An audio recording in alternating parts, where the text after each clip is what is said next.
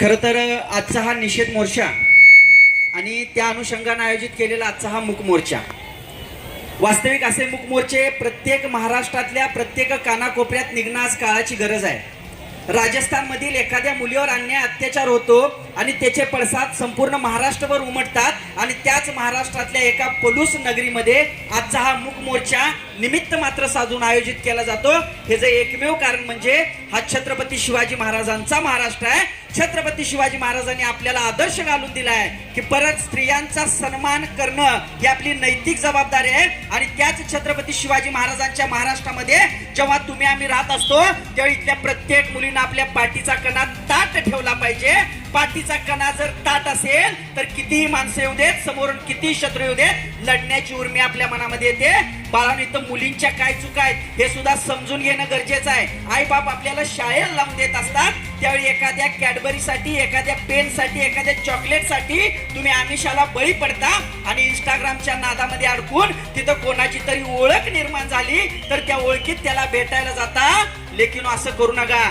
ते नराधम टपून बसले की कोण माझ्या सापळ्यात सापडते आणि सापळ्यात सापडणारे सावज हेरण्यासाठी इंस्टाग्राम हे सर्वोत्तम माध्यम असल्याचं आपल्याला दिसून येते. त्या इंस्टाग्रामच्या माध्यमातून एखाद्या मुलाची ओळख झाली, आपण त्याच्यावर विश्वास ठेवतो, त्याच्या जवळ जातो. असाच एका 14 वर्षाच्या मुलीनेही एका मित्रावर विश्वास ठेवला, त्याच्या जवळ गेली, त्याच्यावर 7 लोकांनी 7 मुलांनी बलात्कार केल्याची घटना ताजी असताना त्या मुलीला वारंवार हे आमिष दाखवण्यात आलं, याची भीती घालण्यात आली की तुझे अश्लील फोटो माझ्या मोबाईल मध्ये आहेत, तुझं अश्लील कृत्य माझ्या मोबाईल मध्ये आहे. 7 लोकांनी, 7 मुलांनी, 7 तरुणांनी तिच्यावर आळीपाळीनं बलात्कार केला.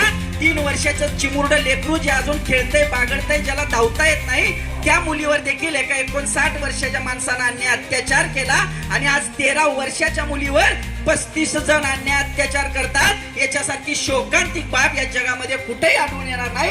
आणि हा आपला महाराष्ट्र आहे, तिथं माझी प्रत्येक महिला माता भगिनी सुरक्षित राहिली पाहिजे.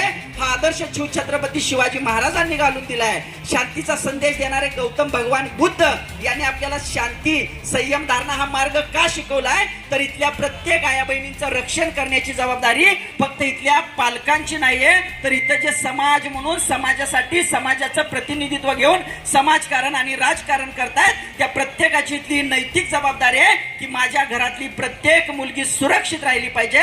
आणि ती सुरक्षित राहण्यासाठी सगळ्यात पहिल्यांदा या प्रत्येक मुलीच्या पालकांनी स्वतःच्या मुलीवर चांगले संस्कार करणं गरजेचं आहे. कारण लेकीनो, तुमचा बाप दिवस रात्र राबत असतो पण तुमच्या घरामध्ये दररोज मोबाईलवर चॅटिंग करत बसणारी, इंस्टाग्राम बघत बसणारी आई नावाची जी व्यक्ती आहे तिनं तुमच्यावर संस्कार घालणं काळाची गरज आहे. लेकिनो, त्या 13 वर्षाच्या मुलीवर 32-35 जणांनी अन्याय अत्याचार केला त्यावेळी तिच्या काय भावना असतील.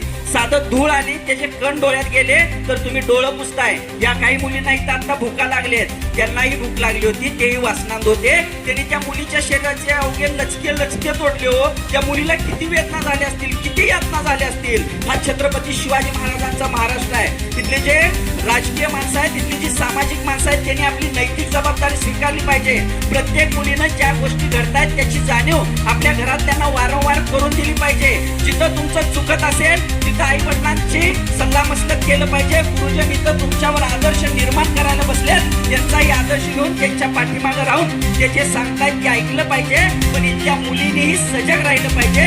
आणि सगळ्यात मोठी जबाबदारी आज या 13 वर्षाच्या प्रत्येकाचं लेकरू या ठिकाणी आहे, जिचं वय 13 आहे. त्यांच्या पालकांनी देखील अशा मूक मोर्चासाठी येणं, त्याचा निषेध व्यक्त करणं ही त्या पालकांची पण जबाबदारी आहे. सामाजिक काम करणाऱ्या राजकीय माणसांनीच फक्त ही जबाबदारी स्वीकारणं म्हणजे कुठंतरी त्याला थोडक्या प्रमाणात कुठंतरी त्याला अवडंबर येतं. पण घरच्या लोकांनी ह्याच्यामध्ये सहभागी असणं गरजेचं आहे. ज्या 13 वर्षाच्या मुलीवर अमानुष अत्याचार झाला त्या 32 जणांना फाशी होते का, त्यांना काय शिक्षा होते, याच्यापेक्षा भविष्यात जाऊन माझ्या कुठल्याही मुलीकडे वाकड्या नजरेनं कोणी बघणार नाही याची सजगता आपल्यामध्ये निर्माण होणं गरजेचं आहे. शिक्षकांनी विद्यार्थ्यांच्यावर वारंवार केलेले संस्कार तुमच्या मनामध्ये सतत जिवंत पाहिजेत. आई बापाचं कष्ट, आई बापाचं त्याग पाहून तुम्ही आई बापांच्या कष्टालाही वाचा फोडता कामा नये. आई बापांचं कष्ट काळजामध्ये घेऊन आपण पुढे गेलं पाहिजे. आणि बाळांनो, एक जाता जाता बाप म्हणून तुम्हा सगळ्यांना एक विनंती करतो, इंस्टाग्रामच्या नादाला लागून त्याच्यावर कुणाशी सोबत मैत्री करून कुणाच्याही फसव्या प्रेमाच्या जाळ्यात अडकू नका. 13, 14, 15 वर्ष वय हे आपल्याला बालपणाचं वय असतं. त्या वयात खेळा बागडा, बापाच्या खांद्यावर दररोज डोकं ठेवत जावा. आपली सगळी स्वप्न त्या बापाला सांगा. बाप तुमचा फाटका असू दे, तुटका असू दे, मळका असू दे, कसाही असू दे, पण तुमची स्वप्न पूर्ण करण्यासाठी झटणारा हा देव माणूस जोपर्यंत तुमच्या पाठीमागे भक्कम आहे तोपर्यंत तुमच्याकडे वाकड्या नजरेने बघण्याची कुणाची हिंमत होणार नाही. जिथं जिथं तुम्हाला वाईट दिसेल तिथं तिथं तक्रार करायला शिका. जिथं जिथं तुम्हाला अयोग्य दिसेल तिथं तिथं चांगलं वागायला शिका. आणि जिथं जिथं वाटतंय की मला माझी प्रतिकार क्षमता निर्माण करायची आहे तर शाळेतल्या शिक्षकांना सांगा की आम्हाला लढाईची उर्मी द्या. शिक्षणानं प्रत्येक माणूस शहाणा होतो असं नाही. शिकवणे ही प्रक्रिया मुळात या जगात नसते. जी गोष्ट तुम्ही करताय, जे चुकीचं वागताय, ज्या चुकीच्या मुलांच्या नादाला लागताय, ज्या चुकीच्या वर्तणुका करताय त्या थांबवणं देखील गरजेचं आहे. फक्त मूक मोर्चा काढून निषेध व्यक्त करून परिवर्तन होत नसतं. परिवर्तन व्हायचं असेल तर ते आपल्या आतून आलं पाहिजे. इथल्या प्रत्येक मुलीने एक प्रामाणिकपणे शपथ घेतली पाहिजे, माझ्या आई बापाची मान खाली जाईल असं मी जराही वागणार नाही. कारण ज्या आई बापानं मला कष्टानं उभं केलं, ज्या आई बापानं माझं सामर्थ्य निर्माण केलं, ज्या आई बापानं मला 9 महिने 9 दिवस उदरात ठेवून या पृथ्वीवरती आणलं, त्या आईचे उपकार मी कधी विसरणार नाही. बाप हमाली काम करणारा असू दे, बाजारात केळं विकणारा असू दे, कापड दुकानात काम करणारा असू दे, सोन्या चांद्या दुकानात काम करणारा असू दे, काही काम करणारा असू दे, बाळांनो तुमच्या काळजामध्ये ना तुमचा जर बाप जिवंत असेल का नाही तर या जगामध्ये कोणीही तुमच्यावर अन्याय अत्याचार करणार नाही. अन्याय झाला म्हणून आपण निषेध व्यक्त केला, पण अन्याय होऊ नये यासाठी काय प्रतिबंध करावे लागतात हे सगळ्यात महत्वाचं आहे. कारण माणूस म्हणून तुम्ही आम्ही जगत असताना एक विचार घेऊन जात असतो.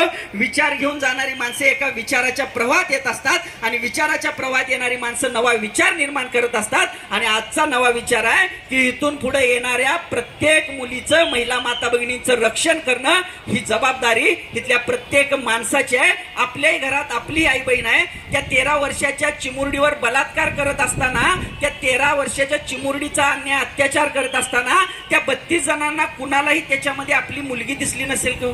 आपली मुलगी बघता आली पाहिजे प्रत्येकाच्या, आपली आई बघता आली पाहिजे प्रत्येक स्त्रीत, आपली बहीण बघता आली पाहिजे, बहीण शोधता आली पाहिजे. आणि तिच्या रक्षणासाठी कंबर कसून इथल्या प्रत्येक तरुणानं तिच्या रक्षणासाठी समोर आलं पाहिजे. तरच समाजामध्ये हे परिवर्तन अटळ आहे. कारण परिवर्तनाची मांदियाळी गेली 2500 वर्षापासून चालू आहे. इथं घंटा काय परिवर्तन झालेलं नाही. फक्त एक सांगतो, इथल्या माता भगिनींचं जर रक्षण करायचं असेल तर इथल्या प्रत्येक मुलीनं रणरागिणी झालंच पाहिजे, स्वतः लढलं पाहिजे. प्रसंग पडला तर समोर येणाऱ्या माणसाला दगडानं ठेचून मारण्याची ताकद तुमच्या मनामध्ये निर्माण झाली पाहिजे.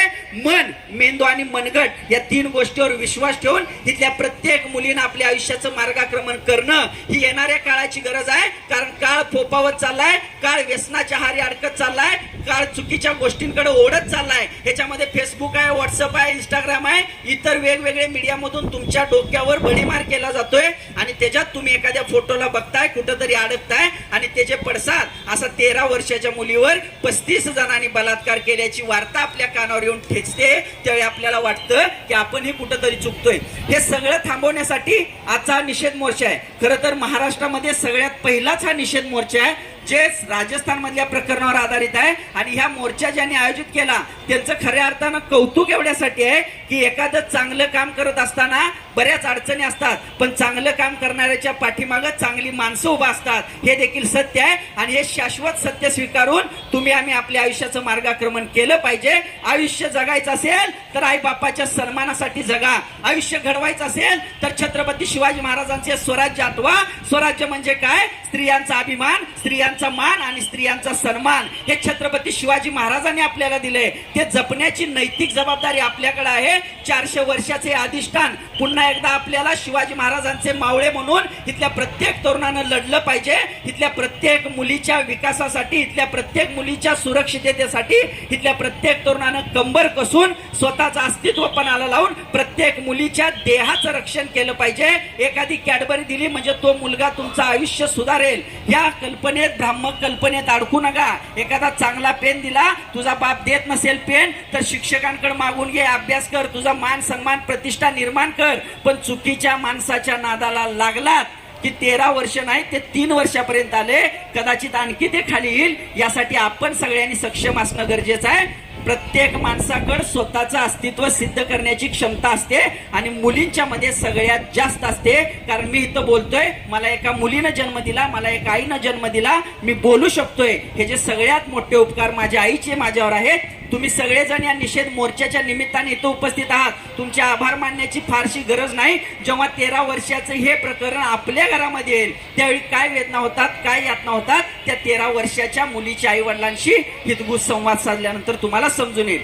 या ठिकाणी आपण सगळेजण मोठ्या संख्येने विविध सामाजिक, राजकीय क्षेत्रातील, व्यावसायिक क्षेत्रातील, उद्योग क्षेत्रातील, धन्वंतरी क्षेत्रातील मान्यवर उपस्थित राहिलात.